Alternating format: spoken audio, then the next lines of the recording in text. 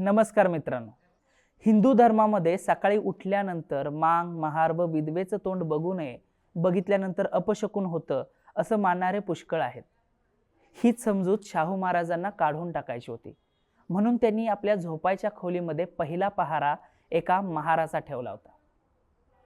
मायाप्पा नावाचा महार त्यांचा शरीर संरक्षक होता. त्याच्यानंतर फासेफार्दी, मांग, मराठा हे क्रमाने त्यांनी पहारे लावले होते. एकदा मायाप्पा याच्या कामावरती महाराज खुश झाले व त्यांनी 2 बिघे जमीन देतो असं त्यांना आश्वासन दिलं.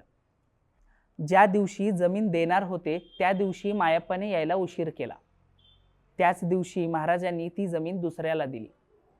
मायाप्पा आला. मायाप्पाला कळालं की त्यांनी जमीन दुसऱ्याला दिली आहे. त्यावेळेला मायाप्पा नाराज झाला.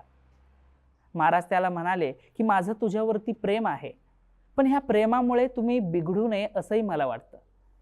मित्रांनो, याच्यातून आपल्याला समजतं की महाराजांचं जितकं प्रेम होतं तितकंच ते शिस्तप्रिय सुद्धा होते. आजचा किस्सा तुम्हाला कसा वाटला हे कमेंटमध्ये कळवा आणि आमच्या चॅनेलला लाईक, शेअर आणि सबस्क्राईब करा.